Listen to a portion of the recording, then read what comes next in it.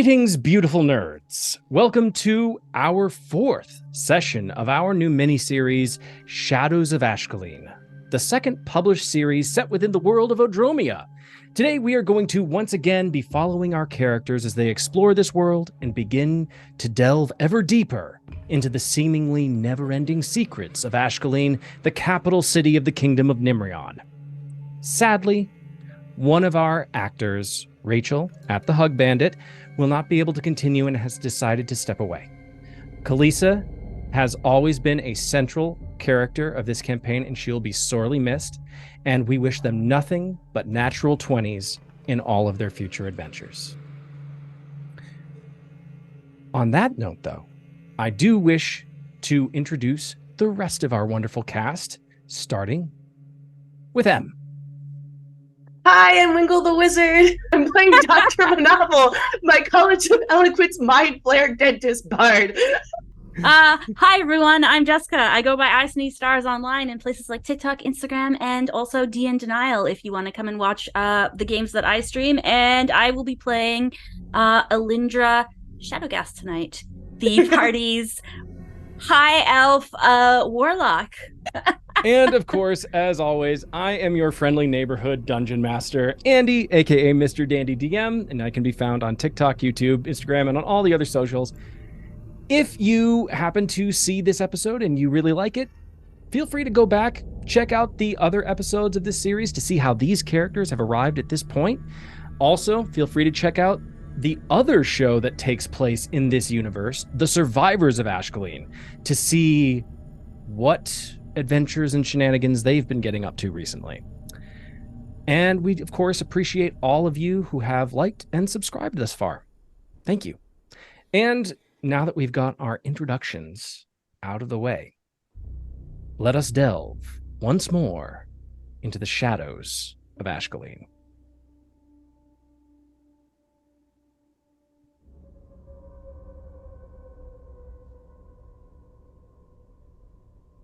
Alindra. The red, oozing tentacle is just now, ever so slightly.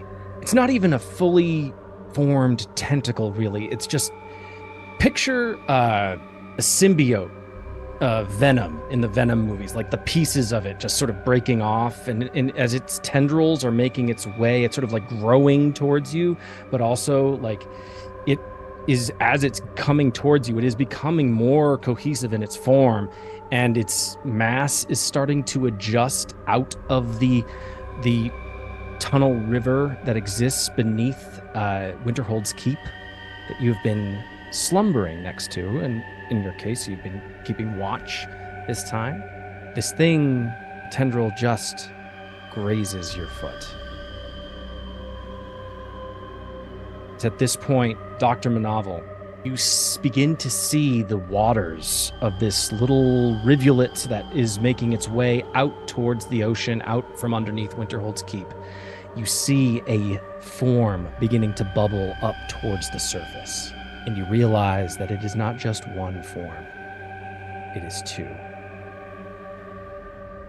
One of them begins to take shape as it's crawling up the opposite bank, up onto the wall. You see this bubbling, oozing mass of reddish, ichorish liquid. You see very much almost the imprints of humanoid faces begin to, almost like somebody trying to come out from underwater, gasping for air, but they're not able to. And all you hear are the muted screams, and the air is thick with a sulfurous smell. As this one shape begins to take form on the opposite bank, with just the river separating the two of you, the one that is currently trying to touch your foot is hauling itself. And there is almost a face that you can see as this thing is trying to just... Eldritch Blast. I will allow you each one free action to do anything that you need to do or feel like you want to do in this moment. since you did roll high on your perception check, so this is something that you aren't surprised by. You're seeing it happen in the moment. These things are there almost on you guys, but you are ready. So I will say, go ahead. So, Do what you would like to do. because I like to keep myself honest, I was sleeping at the end of that, and no one had woken me up. So And you're asleep. I would be asleep, even though I would love to cast Aid on us. I have not been alerted. I'm still... I'll Eldritch Blast it twice. And then I would wake up. Yeah. So I'm like, damn. Okay. What if I do? We're Very going well. to die. You No, Eldritch, it's fine. you Eldritch blast this thing. Go ahead and give me that roll. So 19 and a 16. Both hit. Awesome. That is, damage is 2d10s plus 10. Okay. 22 damage. 22 damage. Very, very good. Okay. Alrighty. This flame, by the way, that I shoot out, it doesn't graze you, but it's so close to your face, the heat wakes you up, Dr. Manovel, as I'm like blast Someone cooking away. something? The eldritch energy, or the fiery energy that you send hurtling towards this creature, it immediately impacts, and there is almost a small explosion that takes place inside this creature as the back portion of this being that's opposite you gets completely blown out, and pieces of it gets shot into the water. It gets blown out. Slowly, though, it begins to No. Mm-mm. reform itself away from the area where it got a hole punctured through it, and has now started to reform itself as if nothing has happened. It does look like you blasted a portion of it away, though, so it did take damage, at least as far as you can tell. That was 22 points of damage. Okay. Dr. Manovel, you are awakened by the sound of the impact and the smell of this energy that just whistles by you, and just you're just like, "Ugh." It gets hot for a second. Like, I need some chapstick. Doctor, get up! Up! I'm working on it. I have old knees. You have telepathy or telekinesis. Lift yourself. I do not actually. How? You're a mind flayer. I have the kind of necessary for that stuff. Oh wait, I have levitate. For fuck's sake. I use the wall and get to my feet. There's cracking. Oh no. Muffin. He's So- actually a very young mind flayer. It's just he knows these sounds are what he's supposed to sound like, looking like Manovel. We love him. So, Dr. Manovel, you are up. You are standing. You take a look. You see also Kalisa. In this moment, they hold on one second. They raise they pull out their morning star and they charge at this thing. And they're going to try and take 2 swipes at it. That is a 7. That's a 14. So that actually makes the AC. And that is a natural 20. Yeah. So that is 1d8 plus 4 for the first attack. That is 7. And then, so that's 8 plus 4. That's 12. Or that's 8, 16 plus 4. That is 20. So that was 20. What did I say for the first one? That was A 17? Wait. no, that was 7 plus so 27 points of damage total. This thing, Kalisa comes running in at this thing and just with the Morningstar just comes in and just cleaves, just punches through it and just knocks a portion of this thing's mass out of it. Something that you, who has the highest passive perception here? Yeah, like it's definitely Manovel. Dr. Manovel, something you notice as you like press yourself up against the wall, you see Kalisa make this attack, and it looks like As the impact is made with this weapon, what looks to be almost a human ooze face rises up and takes the full impact of the blow. That is unsettling. Kalisa does... This is going to be... Yes. Okay. Kalisa powers through, but then immediately sees the face that she's just destroyed as it gets hurtled across the passage and across the wall and just splatters everywhere. And the thing again just reforms, and you see Kalisa, she doesn't drop her weapon, but her hand just goes limp to the side as she looks at as she suddenly realizes the face of the thing that she just hit. What is it? What's wrong? That will complete our initial round. Please roll for initiative. Hey, now we got a 17. Old legs, but a very fast brain. Let's go. 19. 17. I was already up and ready to go. I didn't nap. 19. Lisa. Oh, she has advantage on her initiative roll. That is a 14, so that's 15 for Kalisa. Ooh, that is not characteristic of them. Starting at the top.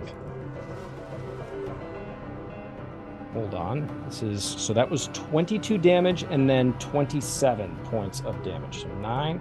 So 49 points of damage. This thing looks like it's taken a beating, but it is still up very much. I'm using my Mind Flayer dice tonight. It's from a novel. I haven't unpacked from Gen Con. I don't know where my Mind Flayer dice are. All right. This one that is right in front of you, Lindra, the one that has tried to grab at your foot, it is going to make an attack against you. Oh, okay. Okay. It is going to make 2 pseudopod attacks. So a portion suddenly these 2 large, long, girthy tentacle arms just grow out of its center mass and try to make 2 strikes against you. The first attack is a 5 plus 7. That is a 12 to hit. Does not hit, no. The second one is a 15 plus 7. That's 22 to hit. That one definitely hits, yes. Is 22 to hit. That is 2. That is 16 points of bludgeoning damage. As this thing, the first attack, you are able to deftly move to the side and evade as this massive tentacle just comes right over your head. But the second one just impacts directly into your side, knocking you 5 feet to your left. And you feel like your ribs crunch at the impact. You hear, just oof.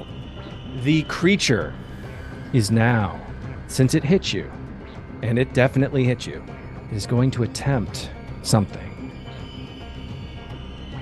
The moment you feel your ribs crunch from the impact, you feel the tentacle just suction onto you. Oh no. And I need you to give me a DC 15 wisdom saving throw. 15 on the dot. Excellent. That was terrifying. Okay, so you succeeded on that.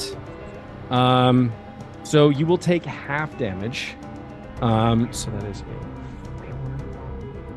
5, 11, 17. So that is 8 points of psychic damage. But you don't see any of the effects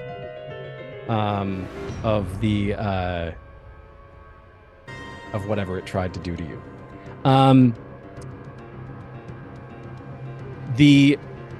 Its attack hindered by whatever power that you possess.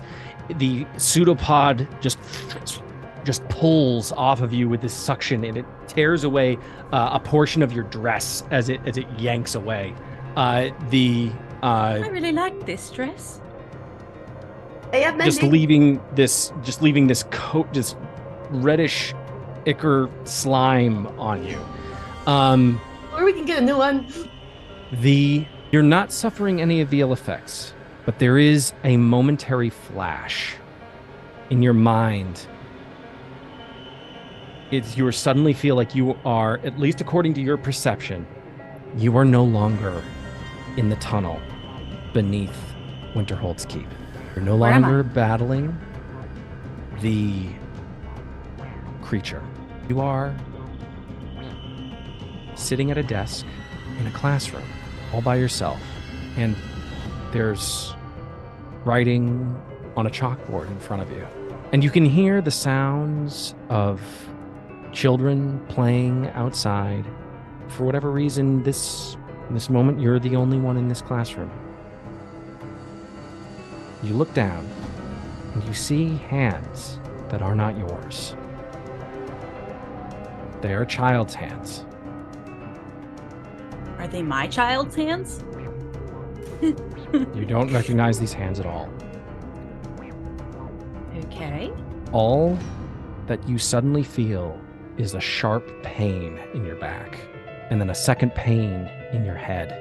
You feel your body slammed down on the desk, and the last thing you hear are the echoes of screams from children outside. And then the world goes black, and suddenly, Lindra, you are once again standing fully in combat, portion of your dress missing. This creature is rising up in front of you. There is no audible laughter, but there is sort of a vibration that takes place as this hulking form just sort of as it vibrates in front of you, and suddenly these faces just suddenly begin to move underneath the surface of this oozing, writhing form. And that will complete its turn. That brings up Belindra. It is your turn. Right, well, that's enough of this. As I go to just Eldritch Blast, let's keep it simple. Let's get it away from us. They're repelling blasts, by the way. Oh, okay. Yes, they move away. So that's an 18 and a 13 plus. The 18 hits, the 13 9. does not. They're plus 9. That's without. So both they both probably hit. Yeah. Yes. Well, that would be 27 damage, and you can go and. How do you want to do this? Oh, how am I going to kill it? Well, I immediately go, I don't think so, and my body kind of flares up for a second with fire as I'm like, oh, get it off me. And then just two giant white with blue flame beams come flying out, and one after the other, whatever faces I can see the most get hit. Okay. No. You seem to have this handled perfectly. Did you need to wake me up? Well, I thought you should know we were under attack. You have this perfectly handled. Okay. Does that complete your turn, Alindra? Yes. Okay. Dr. Manavel, it is your turn. We're not out of initiative, which means we're screwed. Yeah, there's one that hasn't been touched yet. Yep. Well, I'm going to touch it. Ew. Hey! Don't knock it. We don't yuck other people's junk here. Yeah, tentacles recognize tentacles, okay? I'm sorry, I forget we all have been playing Baldur's Gate 3 recently, so. Yep. I'm not going to lie, I slept with the mind player. Yesterday. I parted it yesterday. And the Larian fact that Studios, please sponsor us. Okay.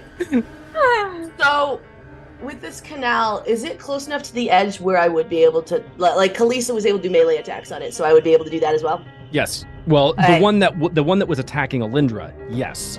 The reason that you guys got this thing down so quickly, at least this one, was because Alindra hit it both times with Eldritch Blast, and then Kalisa like knocked this thing. Is the this second other one further? untouched is now like it is making itself thinner and is like slowly making its way up to the top of the ceiling of the passageway. It's like it's moving up over. Using the wall. If that's the case, I have this really beautiful spell that I believe. Give me 2 seconds. Non-magical objects that aren't being word or carried also take damage from the spell.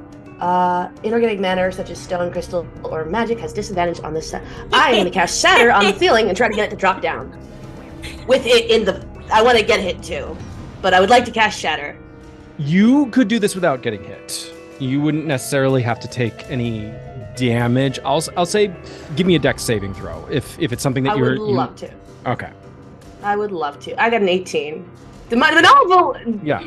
So now that the cranks are out, you're able to evade the majority of whatever like ceiling collapse you're trying to do. You take 2 points of bludgeoning damage from some stray mortar. But this creature, let's see, because it also con 15. Yeah, for Shatter, it's a con save.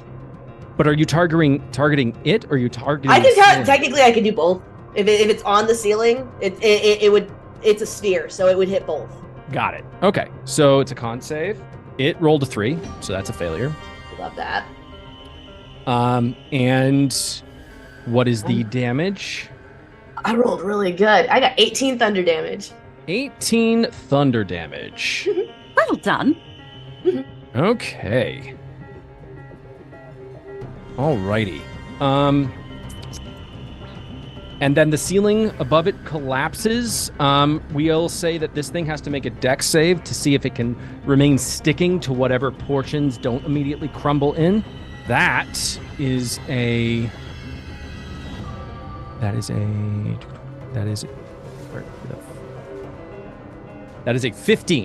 I'm sorry, no, that is a 16. And if it's going off of my DC, yes, it beats it. Yeah, so yeah, it is able to, as the ceiling starts to, or this portion of the ceiling that is on top of starts to like parts of it are like dragged down into the water as it's just trying to like keep its form sticking to the top part of the ceiling. It is still holding its ground there, even though it has taken 18 thunder damage. The thunderous echo just pierces through this passageway as suddenly, like, Alindra, you feel like the ground shake momentarily. Kalisa is almost dragged to the ground, or drops to the ground. Kalisa is still and unmoving in this moment. Hi. Does that complete your turn? As a bard, I got bonus action stuff I can do. And I look at the Lindra and I said, I'll help, but I don't really think you'll need it. It's bardic inspiration. Thank you. What is that? A D8? It's a D8, yes. Attacks, ability, and saving throws, and I believe I have magical guidance as well, magical inspiration. So if you cast a spell that restores hit points or deals damage. So technically that would be an Eldritch Blast. Next up is the creature. Having just taken 18 thunder damage, it is now still maintaining its grasp on the ceiling above. It is now going to move 20 feet down towards you, Dr. Manavel, and it is going to make 2 pseudopod attacks to start. To start? That is a 17 to hit. Mm-hmm. And that is a 24 to hit. I have 13 AC, bro. Okay. Manavel's very hittable. That's 8 on the first attack. Whew. And that is 15 on the second. So that is 23 points of bludgeoning damage that you take as these 2 pseudopod, it literally just tries to come down and almost swallow you in this attack as its form just basically goes up a few feet and then just drops nearly on top of you. Alindra, I need you to give me a dex save to see if its form hits you at all. That is a 22. You succeed. You do not get hit. But this form is literally inches from your face, Dr. Manovel, as these two pseudopods basically just come in and just come and try to bear hug you, but also just like really hit you at the same time. As I said, that is 23 points of bludgeoning damage. It is now going to attempt to do the same thing that it did to Alindra. I need you to give me a DC 15 Wisdom saving throw. Hand you your 15? bardic inspiration back. I can't use my own bardic inspirations. But I know. It's a 15 Wisdom 15? saving throw? Oh, you got a 15. I got a 15. Oh, okay. All right. In that case, you take... And I do have resistance to psychic damage. So you having the have. Okay. So that's 3, 6, 9, 10, 16. So that is 4 points of psychic damage. Love that. Dr. Manovel. Oh no. This pseudopod bear hug just comes in and you feel it just crush in around your shoulders and around your neck. And you just like, it is extremely unpleasant, just this crushing feeling. And then you suddenly feel like these, almost like these suckers on this tentacle just suddenly go not into your skin, but it's like they're pulling something out of you. And you feel so acutely, given that you are a mind flayer, you're very sensitive to these kinds of attacks. Anything that has to do with psionics or psychic damage, it is literally just palpable for you. And you feel something pull and tug in your mind. And suddenly you are no longer in the passageway. You seemingly are transported on top of what looks to be a horse. You're riding a horse through the forest, through some place, through a dark forest. You've never been to this place before. It is completely foreign to you. And you're riding at a steady clip. And you look down and you see what look to be feminine hands, at least as far as you can tell. And the body appears to be feminine as well, but it is not yours. And suddenly you get this feeling, a feeling like you're being watched. And then suddenly,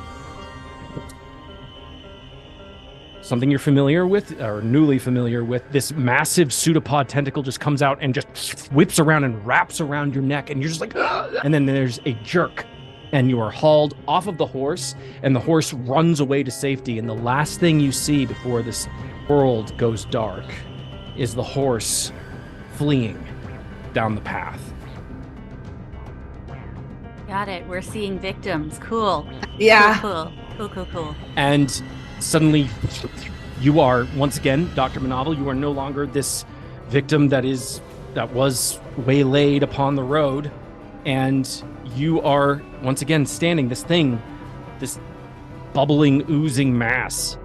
And it is going to use a bonus action. Monsters shouldn't have bonus actions. What is this? It does. It just does. I'm not even making it up. It just has one. I'm kidding. As you take this damage and you see these last fleeting moments of certain individuals, suddenly standing in front of you, the ooze sort of morphs, and standing in front of you is the elderly form of Dr. Alan Manovel. Oh, you mother! Oh no! Well, this changes everything. I need to roll a 1d4. Took his face off. Wait, did he take my disguised self, or is it just like two Allens looking at each other? You, if I remember correctly, you were in Mind Flayer form when you entered here. Am I was. not remembering that correctly? Maybe. Yeah. I don't remember. I honestly, it's been a while, so we can just... I was sleeping, so I think I had to up it every hour anyway, and I wouldn't have had time to use an action to do it. So yeah, I'm in Mind Flayer form then. Okay. Nevertheless, the very human form of Dr. Alan Manovel, the not legendary by any means, but the well-known dentist of Honey Spring, is standing before you now. And there are no words. It's just Dr. Alan Manovel standing in front of you. That will complete its turn. Doctor, why are you standing in front of us? Kalisa, let's see if she can do it. Nope. I have Advantage. Oh, she does. Okay. For whatever reason, Kalisa was seemingly frozen in place. And at this point, Kitty jumps on her shoulder momentarily, and she suddenly, the impact of Kitty just sort of clawing at her neck just sort of shakes her out of it. And she turns and she sees this hulking form but an elderly dentist standing in front of, wait, doctor, who is, no, I know. You can see Kalisa in her own way sort of trying to suss out what is happening in this moment. There is elderly Dr. Manavel and there is Mind Flayer Dr. Manavel. What is going on? And, nope, she does. Okay. I was rolling to see if she could determine in the heat of the moment which one was which, and who she was going to attack. I would have flipped a coin, honestly. I don't think that she would. And so at this point, she just yells, just this horrible scream. She's like, "How dare you make me see their face!" And she just comes in and just wields her Morningstar, making impact. Yep, that is a 19 plus 7. That is a 26. That is... See, Kalisa could tell that that's not me. Hold on. Nat 20 alert. That's two. Kalisa has rolled 2 nat 20. Why is Kalisa rolling better now? I rolled. No. At least it's as Kalisa and not as... Yeah, I know, right? That would... Don't sound so freaking sad about that. Hey, why is this taking so long? There we go. Alrighty. So that is a nat 20 on her second attack. So the first attack. So that is 1d8. Go. That is 5 points of damage on the first attack. And then that is 8. So that is 24 plus 4. That is 28. So that's 32 points of bludgeoning damage with the Morningstar. She again makes impact with it.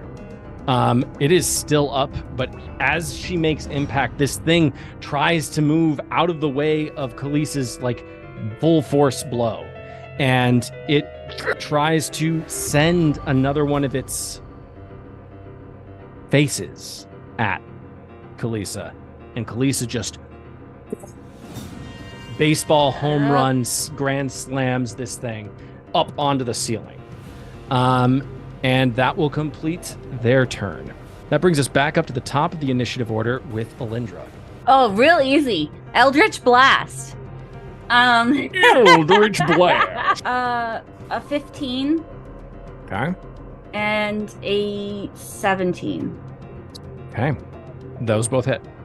Okay. That is 23 damage. Okay. They go back 20 feet. Yeah, you not only do that damage, but you blast them across the span of the space which they just came across, and you blasted them up onto the opposing wall, across the little stream that is flowing out to the ocean. And a bonus action, can I have a strength saving throw as I shove one of my other hand forward and try and push it back another 5 feet? That is a 15. Oh, I think that might fail. Hang on. Checking. Where is it? It's 8. It does fail. They go back another 5 feet. All right. So yeah, this thing not only makes impact with the wall, but suddenly is like pressed into it. Like its mass suddenly has to spread itself out, and make itself like thinner, as you push it that extra 5.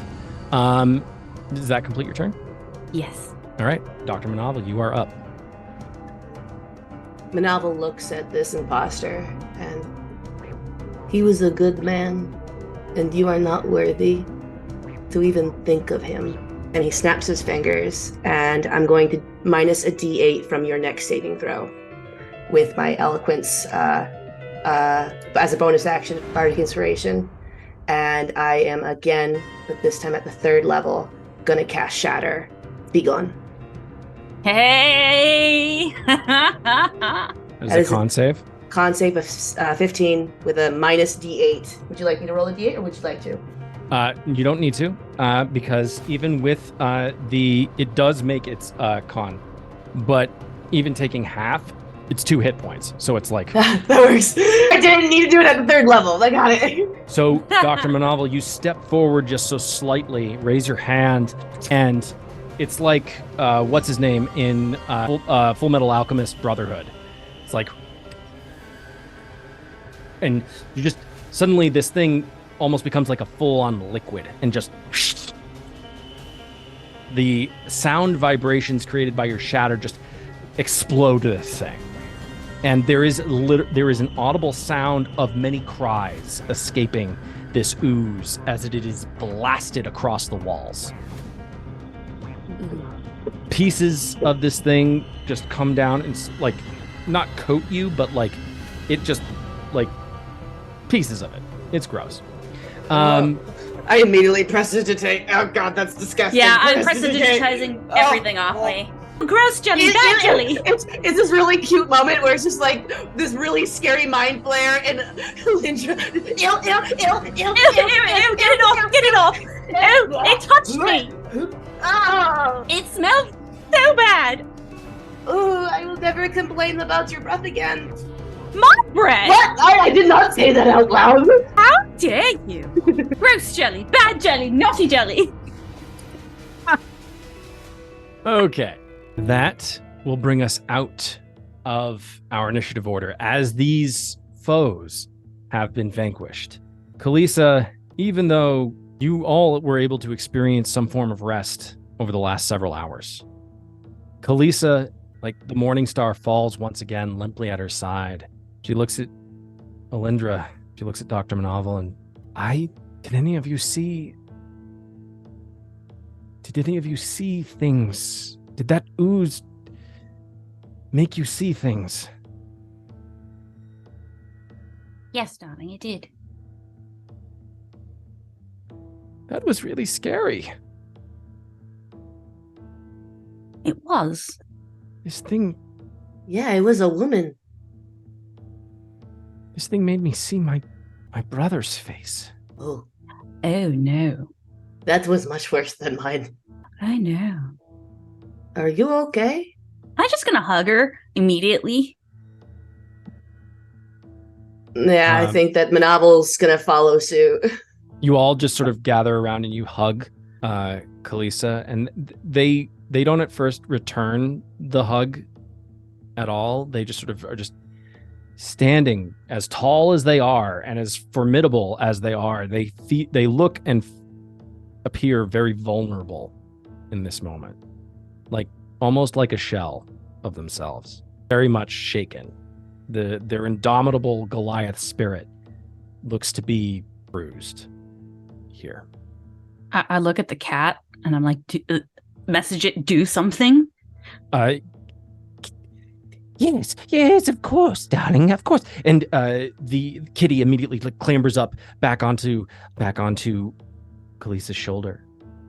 She says, "Dearie, are you going to be okay, Kalisa? Are you going to be okay?" I don't know, kitty. That was really scary, guys. When was the last time you saw your brother? It's been a while. I telepathic to Alindra. Did we tell her? The look I'm giving you is like, I feel like that's some closure, and I don't think she's connected the dots. So, do you know why you saw your brother? No. I mean, the last time I saw him, he was safe at home. Kalisa, when I was in there, I was a woman on a horse, and What? I watched. I watched this woman die. But you're not a woman. Wait, I am not a when were you a woman. woman on a horse? in the vision where I saw them die. Oh, And well, that I didn't happened. see a vision. There was just a face. There's the thing made my brother's face. from the ooze. Okay. What Well, do you then mean? that's You less were a woman. traumatic. It was very fun for about Is it 3 there? seconds, then I died. No, the ooze, it just made like an oozy looking Oh, face that looked like my brother for a second. Oh, so kind of like how it looked like my only person I mean, never cared that about. was like I get really it. I get freaky, it. guys. That was I almost hit you for a second. I didn't know what was going on. But you I did saw that and I was like, oh my gosh. But you did amazing, and you did not hit me, and you're very strong because of that. I'm sorry that was scary, but Thanks. that was rough. I mean, I give like that dad pat on the back, not knowing how to do affection. Good There. You know, my Elindra's, morning like, star composed did it again. Kalisa seems to be just faring slightly better as you guys are sort of like talking through this traumatic experience. Yeah. Did you know that Manaval also has a minor in therapy? It's an accumulated degree, something that they've, grown over the many years of being, a dentist. That's better. At this point, though, the sounds and the sounds of the sewer runoff and the silence that has once again returned are present in this environment. There does not appear to be any other immediate threats, but these creatures, they're definitely not native to, or at least you don't think that they're natives. You've never seen anything like these before. Did they resemble mind flayers or like when they touched me psionically? Did I recognize that? These do not. Okay, that's a great question. Give me a history check. I would love to. It's more unlikely that I knew what the horse was. 12. 12. Yeah, these, at least as far as you can tell, the images that you sort of walked through, they do not appear, or at least the feelings that you had when you were there, they're very dissimilar to anything that you are familiar with in terms of your kin or in terms of your people. How they invade the mind is different. It's a different process. This mind flayers, they tend to be a little bit more hands-on. This thing, it's like it's extracting memories. Mm-hmm. It's extracting and pulling things from its victims, but it's also through that process, it is giving very traumatic as a way of weakening its prey. It will suddenly try to plant terrifying imagery that will either frighten its prey and cause it to become more weak or easier to hunt down and kill, or give up altogether. That's the reason why those images happen. And then the other thing that it does, where it manifests something that perhaps another person from a memory, is because it's trying to confuse you or make you pause while it tries to do something else. But these beings being vanquished, Kalisa looks at you both. Listen, I know that you, and she's looking at you, Alindra. I know that you are you're trying to do something big. And even though I am big, I feel very small right now. And I can't do this. Kitty and I she pauses, because it looks like this is something that is very hard for her to speak out loud. Usually someone who's very gung-ho and very pushes through adversity no matter what, this is a limit. And she is putting up a healthy boundary, and she's saying, I can't go, I'm not taking another step. Whatever journey you are going on, whatever things that you are seeking in this place, I need to take Kitty and go the other direction. Right. Kitty, in this moment, says, Kalisa, dear, perhaps it would be best if we gave you an aspect of ourselves, and then we would leave another aspect with these two, and perhaps help them and guide them on their future travel. Whatever you say, Kitty. I just want to go home. We were supposed to find a circus, and I just feel like we're just getting further and further away from a circus, and I just want to go home. That's totally understandable, dearie. I understand. Yes. What do you think? I do think that it would be best if I continued with the Illithid and the creature of fire. You will attend the giant one. She has done right by us. Guide her to a safer place. I will soldier on with these two. Okay, if you feel that is best, I will look for you in the future. Very well. Suddenly there are two kitties. Sphinxes have separated once again, and the black one jumps up on top of your shoulder, Dr. Manavel. And the white one jumps on top of Kalisa's shoulder. Kalisa strides towards you, Alindra, and you're much smaller than her, so she just sort of drowns you or envelops you in like this big Goliath hug and just picks you up off the ground. Well, I hope you find what you're looking for. Just, don't get too bamboozled. Then she just sort of like shakes you right there, and you're just sort of like just held in place. Okay, well, I do hope you find a circus. She gives you a big squeeze, and then she gently puts you down on the ground. And then she comes up to you, Dr. Manavel, in your mind flare form, and there's like this very momentary hesitation as she's like thinking about like ooze and like damp and moisture, and she's just like, and she comes in, she's like, She picks you up just ever so slightly off the ground, and she just gives you a squeeze, and she says, listen, I always liked you no matter what form you take. Just be careful, okay? And I've only known you for 6 hours, but you are one of the best people I have ever met, and it has been a pleasure, my friend, and I will expend a bardic inspiration for her. And I do that telepathically. Alindra does not hear that.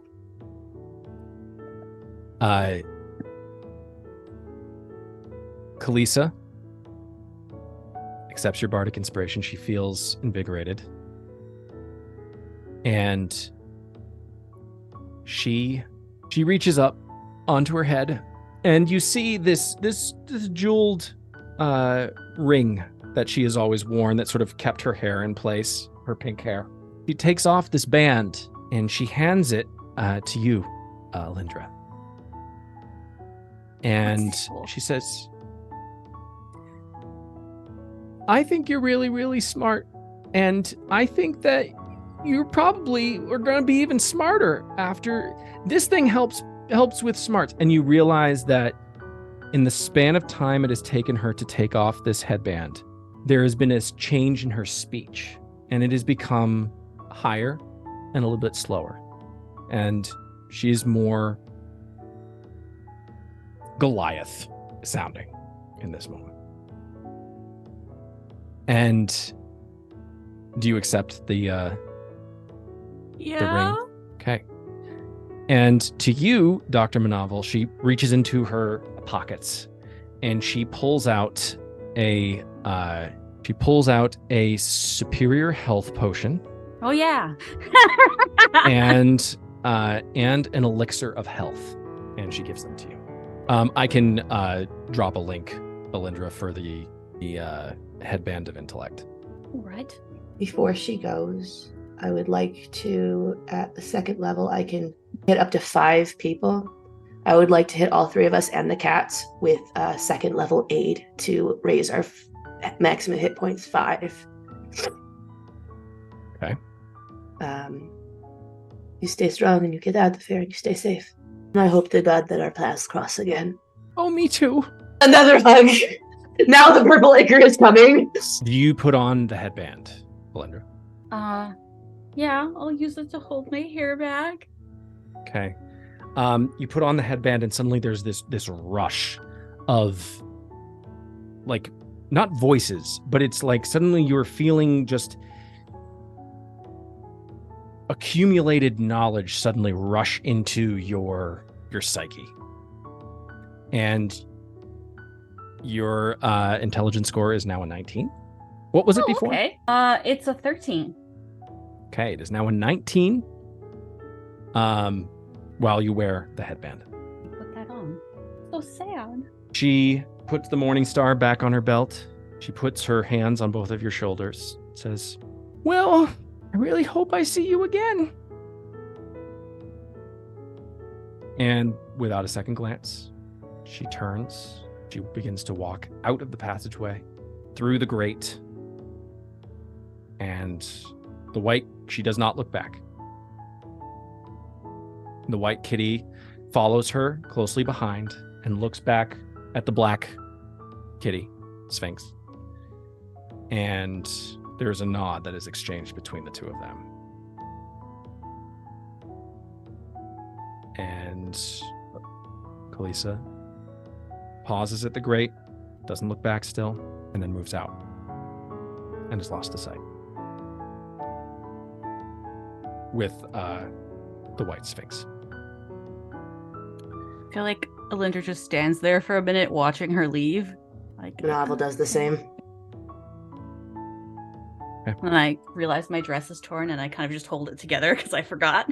I'll prestidigitate the fabric and like try to cast mending as I'm still looking after Kalisa, but I'm trying to like at least, help where I can. I mean, being a dentist, you have had to get very good at minor, surgical things and, sewing and...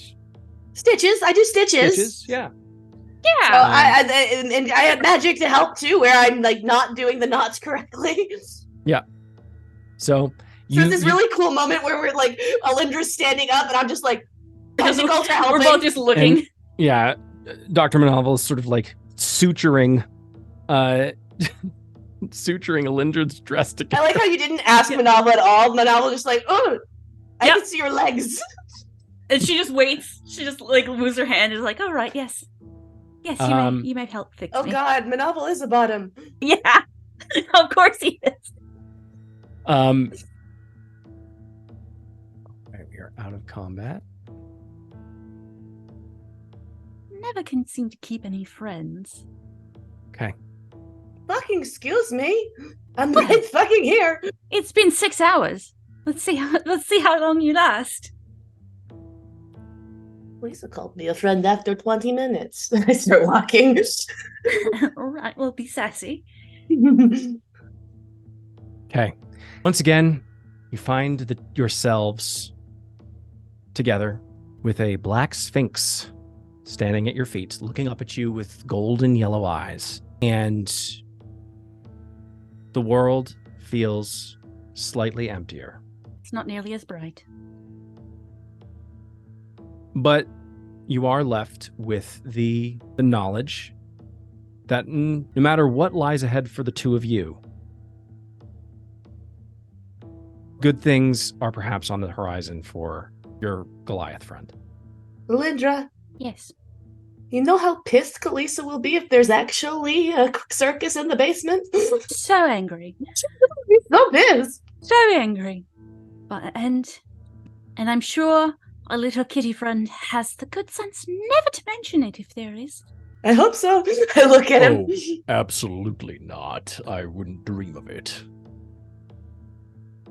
I'm going to laugh so hard. And I kind of like I go back into Alan Manovel and I do the link arms thing because like you could tell it's been a lot of emotions that for Manovel as well in the last couple hours. I have no idea how to process this stuff, so I go from tentacle monster to leech. Yeah, you leech onto Alindra, and she's A just little like, bit. "Yeah, oh, they're there, stiff upper lip." Ah! She picks up one of her like part of her skirt to walk better. Just like, come now, let's go. Okay. The Sphinx addresses the both of you. We're clear on our course now. I mean, I'm not entirely sure when you decided to help. About 5 minutes ago, I believe.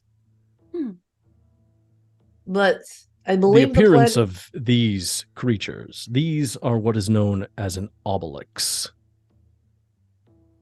I don't want the obelix anything like that. That Lixing goes somewhere else.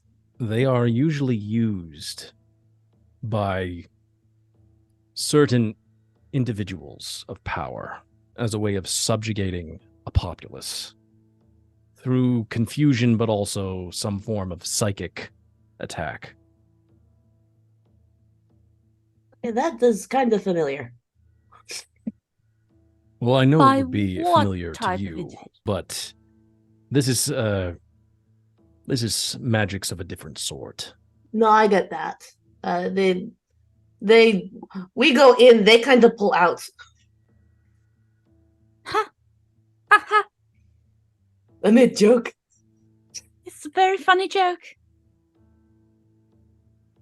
I tried to laugh in character, and it's not a good. It's just not happening.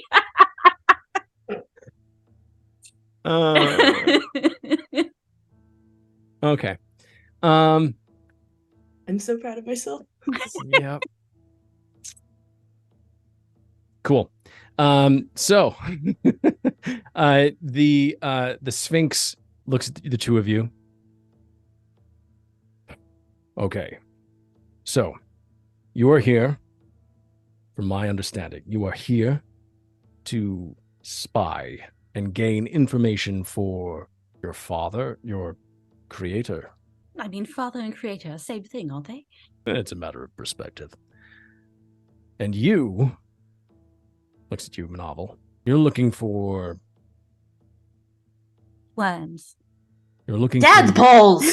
You're looking for your young. Yes, my tadpole kin worms. Wait, you're a father? You're a parent? Not my kids. I just told you about my pull-out game. Oh my Okay. Oh my god. The bard's coming out a little too much right now. That game is strong. I believe that I can assist with this. I too also have unfinished business. What? No, God. As a guardian of the Temple of Durastir to the god Bahamut, its disappearance has left a vacancy here. I would like to find out where that temple has gone to. I believe that your investigation and this one's search will also aid me in mine. Right. Well, then I suppose we're on the same page. Very well. Well, what do you know, though? We've told you what we know. What do you know? What questions do you have? How much are you aware of? I am aware that there are other forces at work here besides vampires. Vampires wouldn't associate themselves with this. And the kitten cocks their head towards the exploded goo on the wall. What, would devils? It is possible, yes. More so, something of the abyss. Demons? Yes. Well, that's worse than what we are. Again, that's a matter of perspective.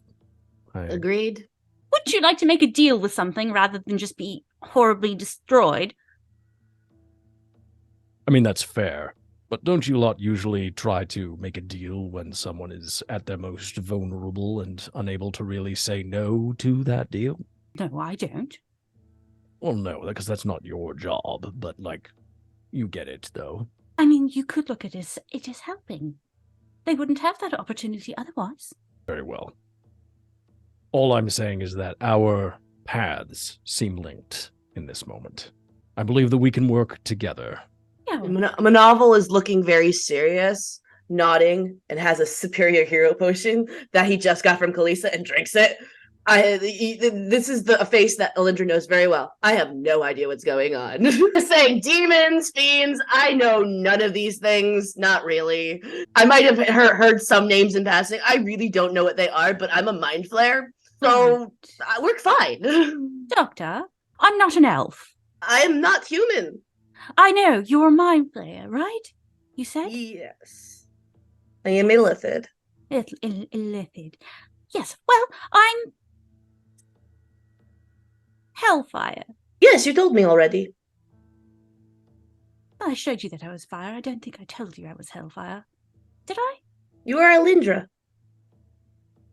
Yes, you're Doctor. I will say this. The two creatures that just hit you, it wouldn't surprise me if, you didn't remember certain things, or if certain recent memories might be a little bit hazy. Those things can take a lot out of you in terms of memories, both short-term and long-term. And what they put in their place is not altogether pleasant. Yes. I'm a little fuzzy.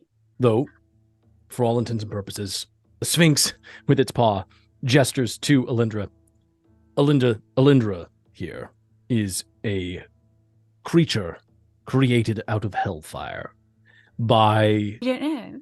I wanted you to fill in the blank there. Well, answer the question first. What is Do the you know? question? One of the Lords of the Nine Hells. Mephistopheles. I don't know. I don't know exactly who it is. Daddy. Mephistopheles. I was about to say daddy doesn't necessarily narrow it down. They're all That's kind fair. of daddy. That's just like your daddy, Kitty. Oh, the dragon god Bahamut would not appreciate being called And- daddy. Yes, that's Daddy Bahamut. Yes. Anyway, so they are sent here because they are on a mission. Am I getting this right? Yes. Oh, fine. Alindra, My I need you uncle to has actually give me escaped. a I'll say it's a wisdom. Yeah, it's a wisdom saving throw. Is it been more than 10 minutes since the fight? Because if so, they still It is have a not. bardic. They have a bardic inspiration. All right. Watch it. I'm gonna use the bardic. That helps so much. That is a 15. Okay, a 15. You, as you're having this conversation with the Sphinx, you realize that some of these things that it's saying in this moment, it shouldn't necessarily know.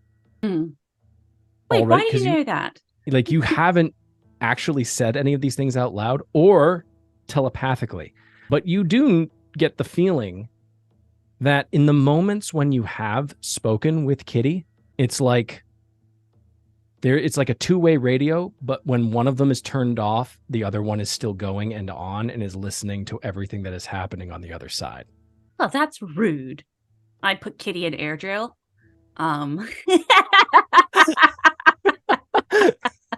Muted. That's rude. You and do not disturb. Kitty definitely gets the sense that you're suddenly shut off. Like, you are no longer an open book to them in the moment. And yeah, it sort of recoils from you ever so.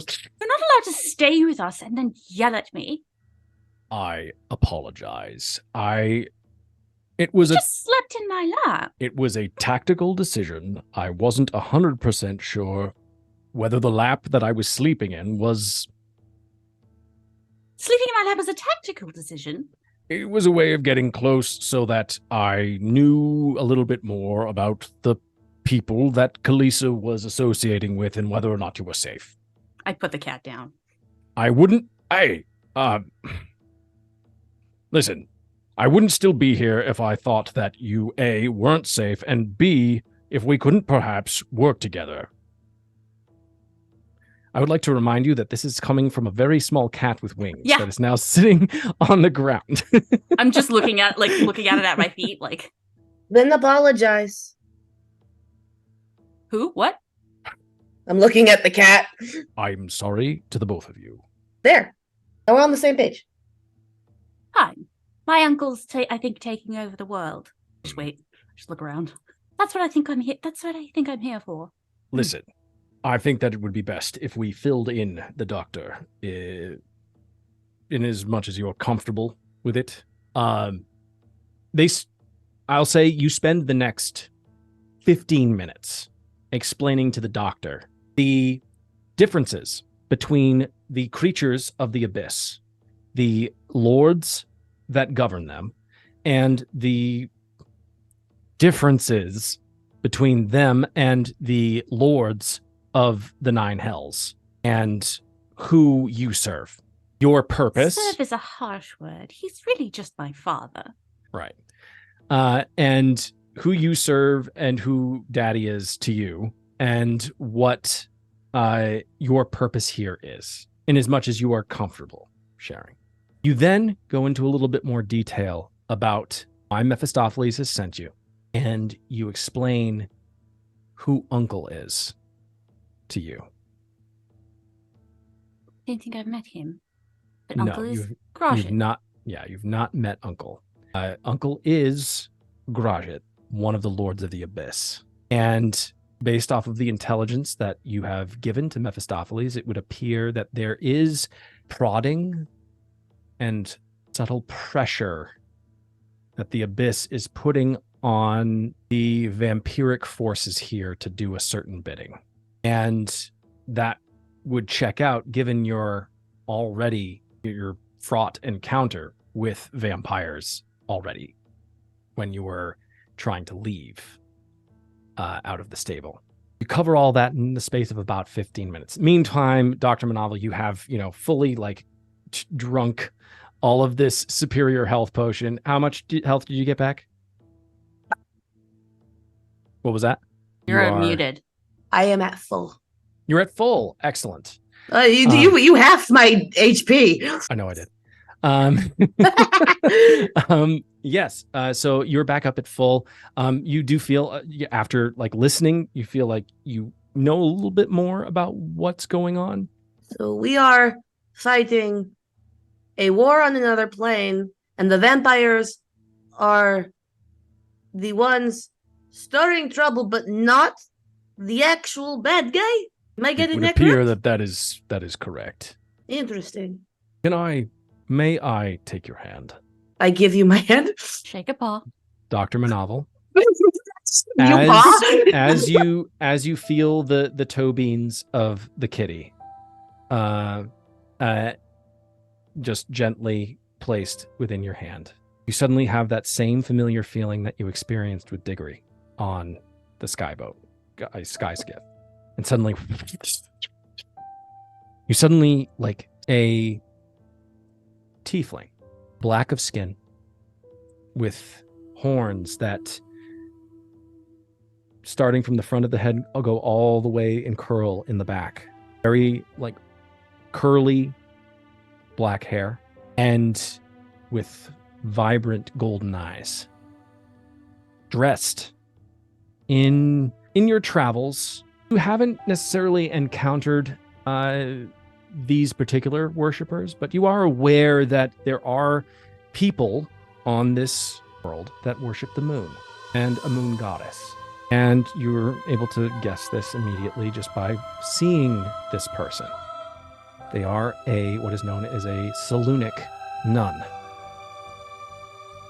You see this person with a knapsack on their shoulders and a chain, a large chain that is wound around their waist with a very large tome attached to it. And the tome, what languages do you speak? Primordial. What was that? Just primordial. In common. Primordial. Got it. There are, from what you can tell, there are 2 languages on the tome, but you are not able to understand what it says. Held in the hand of this monk are 2 cylinders with a purple and a orange tadpole. Wriggling inside this suspended ooze alive. As the view of this Selûnic monk changes ever so slightly, you realize that they are on a ship that is moving away from the shore. Does it say just married? Give me a perception check. It's not me. It's not me. I don't see this. Oh, okay. Yeah. Passive perception of 15. Passive perception of 15. Yeah, it says just married. Mm-hmm. Interesting. They were shooting at something last game. And is that where the vision ends? There is a very brief sound of a gruff dwarven voice, followed by a slightly mechanical sounding voice. And suddenly, it's almost like you are seeing the world through this monk's eyes as they stare onto the deck of the ship, and you see this hulking, metallic, giant creature, as far as you can tell, with one singular blue eye in the center. And suddenly you look down and you see this very You saw that before. swarthy dwarf. And on the other, next to them, you see a tabaxi. Jail. You saw that before. And you see... These are the ones with Diggory, wasn't they? They were the ones that were with Yes! Diggory. Oh, those sons. And you see the mechanical being, and you see the gauntlets on his hands and on his arms. And you remember from the vision that those were the gauntlets that threw Diggory down a well. I'll murder people. What? And then the gaze lifts up, and it's like the voices, you can sort of hear the muffle. It's like almost like the Charlie Brown parent sounds, like, but it's like muted, like they're in like a soundproof room, like you can't hear the words, but you can see what this monk sees.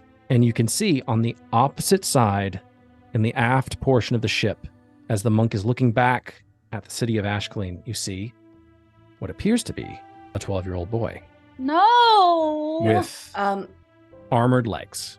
With I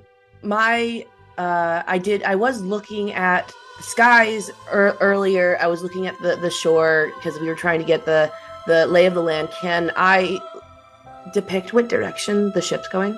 Whether it's going...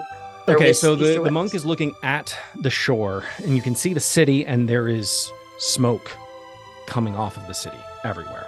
You see that the ship begins to tack slightly northward. Okay. As the dwarf is begun piloting it. Totally taking notes. Miss Alindra. Yes. At this point, the paw is removed, and the vision ends. I hope that answers some questions as to the location of your kin. It seems that, though they are not within immediate grasp, for all intents and purposes, it does not seem like they are in harm's way currently. Yes, but I also saw birds and stones. They're with the ones that are going to threaten Diggory, Alindra. Diggory is still alive. Is that something we can change? That's too kitty. Death set in stone, Kitty? I have shown you a vision of what is currently or is about to happen. Future is always changing. It is never a direct line. It is never set in stone. If it were, creatures like myself would not exist. Things can always change. They are traveling northward. We How could far try. are they? They can still see the city. I'm sorry, Daddy. Let's go. Let's go. Let's go. Mm-hmm. We're gonna- changing courses, guys. Oh, you put him with Diggory, and Manalo had that moment with him. He wants to save that boy.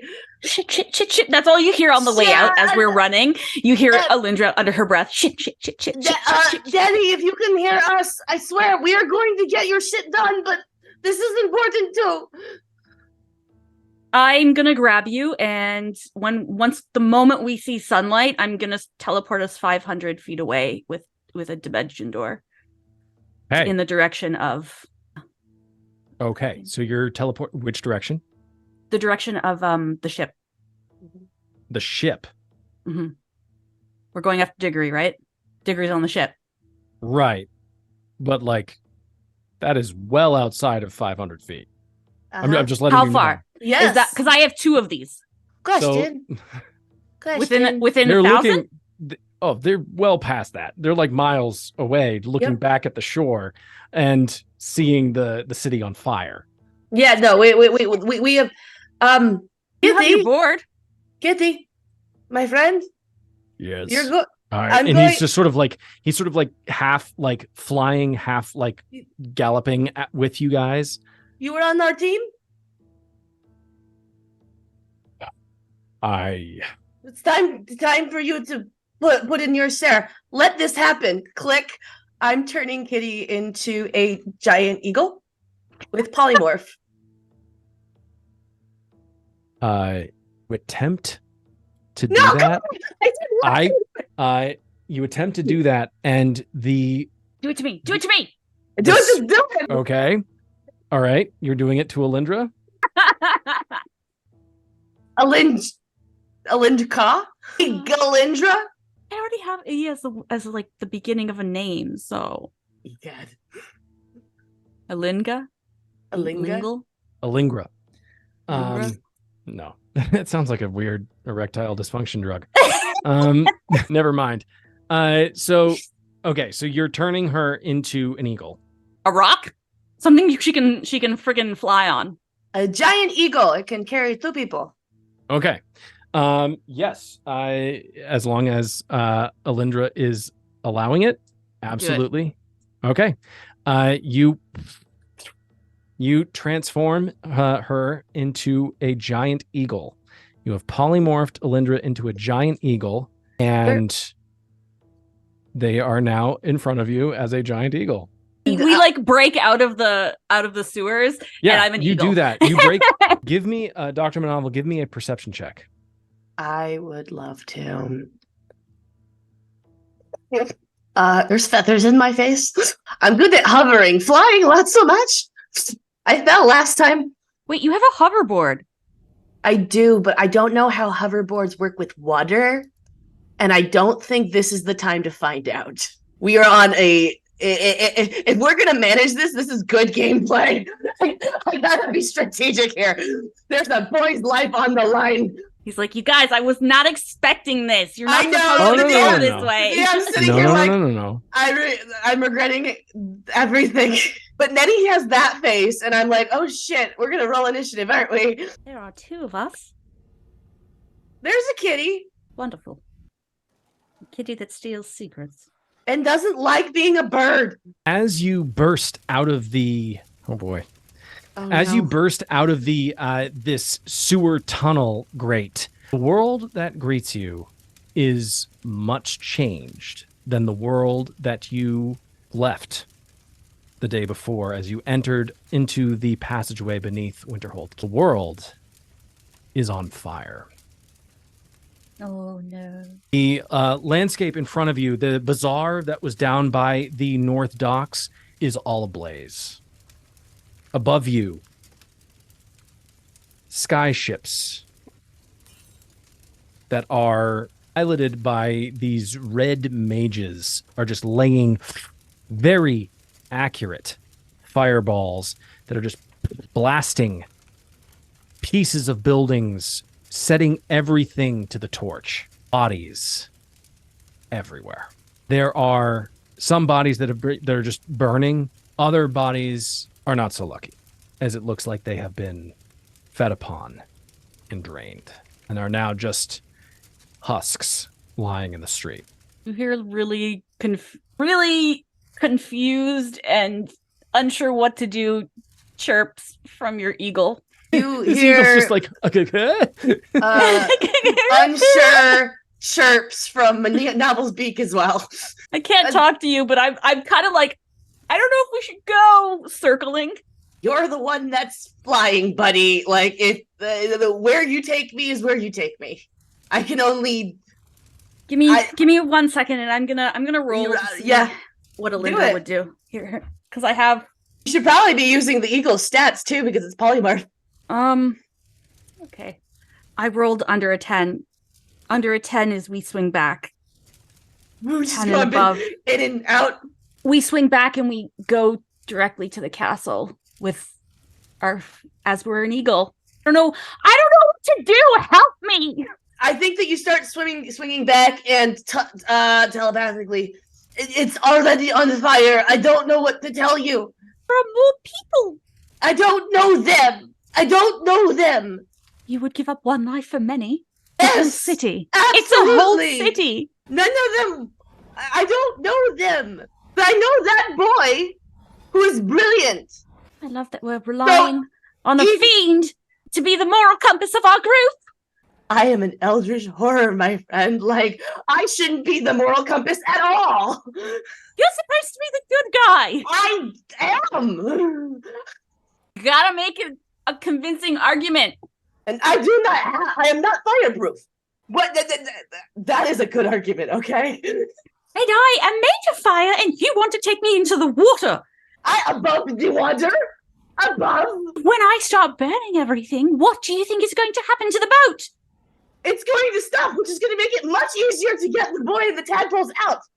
And then what? Drowned? No, everyone else on the ship drowned.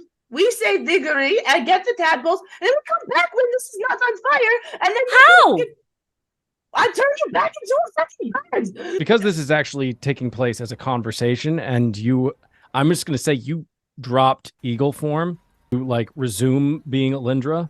I did turn you into a bird now, so we're staying. So that changes the whole conversation. I'm just saying, because if this conversation is not actually taking place as like, as you're talking, then you tried to go back, and I just kind of grabbed some feathers and go, no. Okay. You are flying over the bazaar towards the ocean I'll say, give me an investigation check. You are trying to suss out where this boat might be. Meanwhile, the Sphinx is clutched in your other claw, and it is just like looking around, you have wings. in its kitty form. It's fully its kitty form right now. It's not like when you drop out, you better transform back real fast. Yeah, give me an investigation check, and it will be actually both of you, but use the eagle stats, Alindra. Is that eagles have keen eyes, so you roll this with advantage, and I got a 16. You got a 16? Investigation. It's perception, right? It's investigation, so it would be intelligence. Mm-hmm. That's not keen eyes. That's wisdom. You're right. It's perception, not investigation. Yeah. But with that, here, I'll roll that again because I rolled 2 dice. 2. Okay.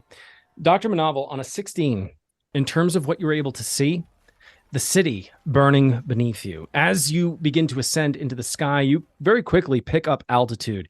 You see winter as you are turning, trying to get your bearings. You look down, you see the burning bazaar beneath you. You see Ilfang Prison fully ablaze. The platforms that were once attached to the very large sky ships that were being built, completely deserted, and just gouts of flame just pouring off of them as these sky ships have now taken to the sky.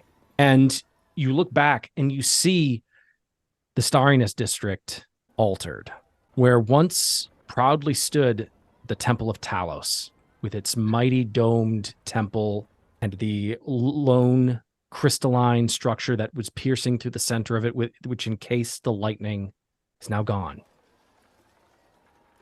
You see these green glowing lines of energy upon the ground as suddenly another temple goes. Oh, God. And another, and another. You Point see this these out. massive throngs of what you can only assume are a vampiric horde. How many? Watching all of them within the Starriness District, all of them watching these temples disappear. How many? It's difficult to tell from this distance. It's definitely more than 1,000, though. That is not a number that I was gonna be a cool, and I was like, no, I'm not that confident. I am. Are you? Yes, I have a nuke. Okay. I think Manavel lightly tugs on you so that you kind of flap and turn, and I you am see. not good at flying yet, so you get like a. And then I just kind of grab your neck and turn it towards the district. And and I'm looking back at in the direction of the ship, and fuck. And I direct. I the would really eagle. like to know what our course of action is here. I would too. What is the plan? What do we do? Are we going after this boat, or are we? Yeah, The temples the temples are disappearing behind us. What is I going know. on? The temples are disappearing. You just not. I'm sorry. I did not know that I was going to be the voice of reason for this one. Excuse me, Kitty, as I'm trying to analyze this. When you say that, I want to drop you just a little bit. I'll fly back. I'm looking at the tadpoles and Diggory, which is where I really want to be. But I'm looking at what Alindra needs to be. It probably what needs me. We can do both. I'm so sorry, Diggory. And I fly towards the horde. Okay. I don't want to.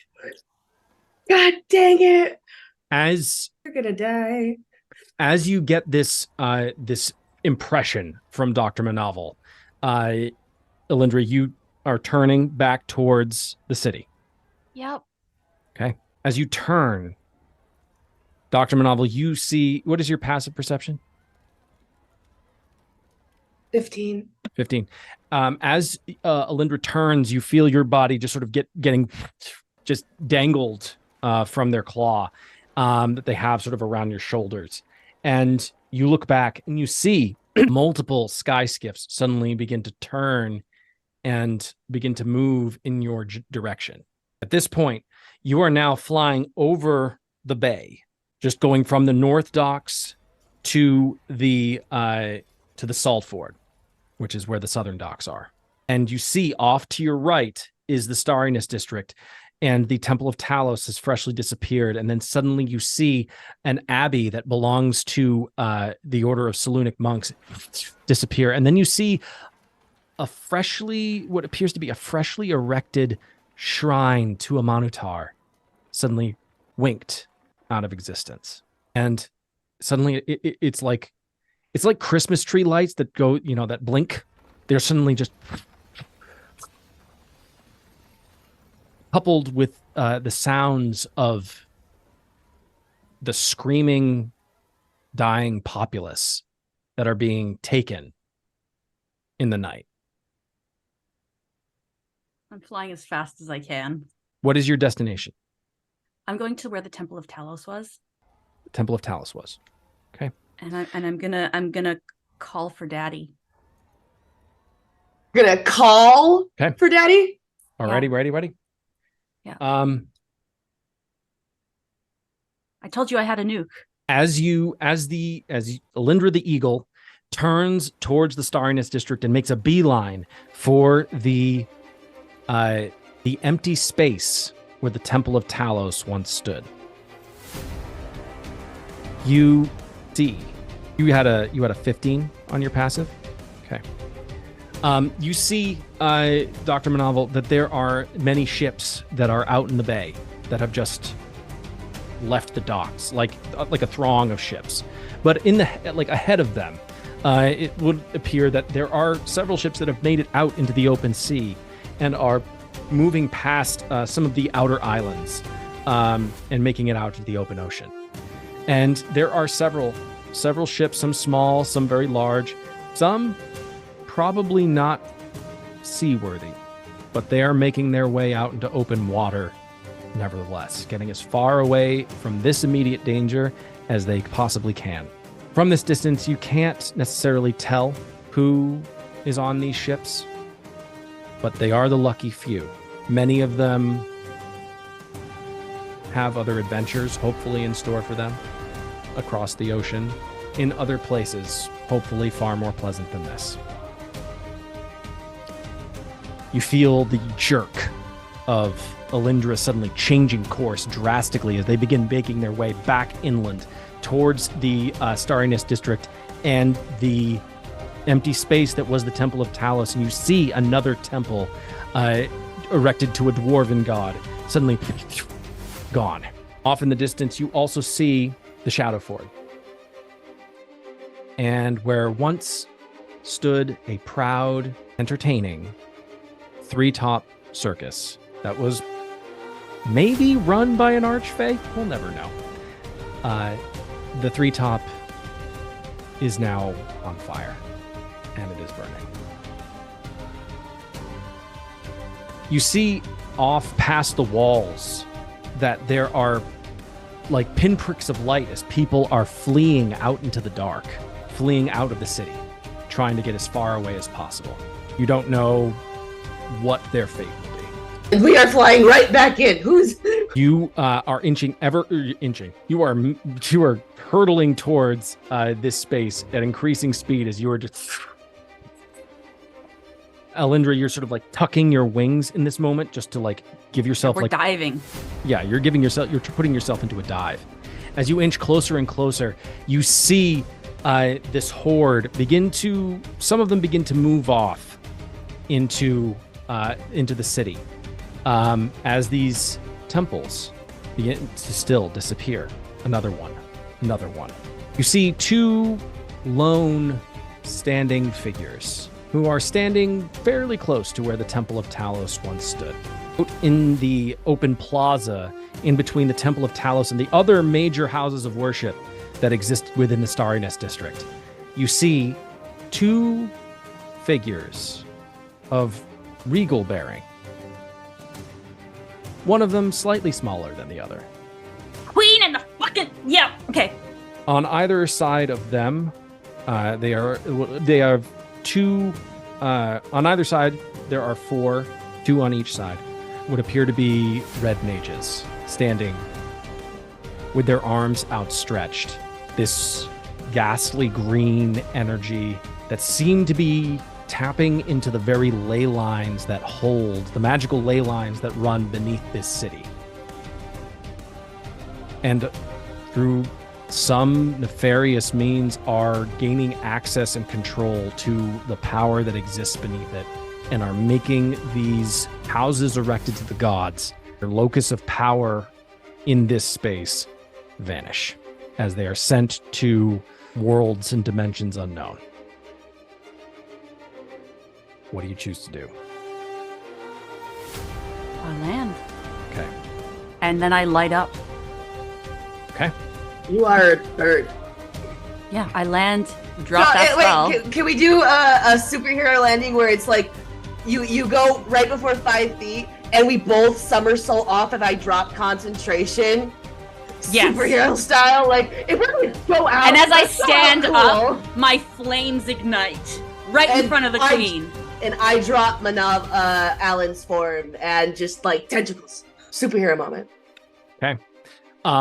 You, Alindra, you tuck your wings. You go into a full dive, just dropping. The wind just blazing past you, 50 feet off the ground. Suddenly, you bring your wings back up. You stretch your full wingspan, and suddenly it's like you're almost held aloft for 1 second. You shoot up just ever so slightly as you suddenly hover down onto the ground, and you come into a soar, and you just 10 feet off the ground suddenly. And Dr. Manavel, you suddenly come in just sort of running onto the ground, and you just come into a screeching stop. Kitty drops right alongside. Its wings, its black wings fully unfurled as it has reverted back into its sphinx form. Looks up at you, Dr. Manavel, as Alindra is just the wings completely ablaze, almost like very reminiscent of A phoenix! Dumbledore's phoenix, suddenly burned away, and suddenly all that is left is the very courtly dressed wearing Julie Andrews of Fire, Alindra Shadowgast. We are the cutest, scariest, weirdest Charlie's Angels ever. Right? We take the pose. Flames. You are fully ablaze in your hellfire form. Standing in front of you, you can only guess, but by their regal bearing and by the courtly clothing that they wear, it would appear that this is Queen Nyla Lee and the Dark Prince himself, Damian Moldark. Their backs, 4 red mages. Behind them, moving back into the city to feed on the populace, a horde of vampiric host that has appeared, it would seem, from the city beneath. And that is where we will leave it for tonight. Thank you all so much for watching. Tune in next time to potentially see one of the greatest falls of Ashcaleen that we have ever witnessed in Odromia. Thank you all so much, and we will catch you next session. Love you all. Have a great rest of your week. BBK. Bye.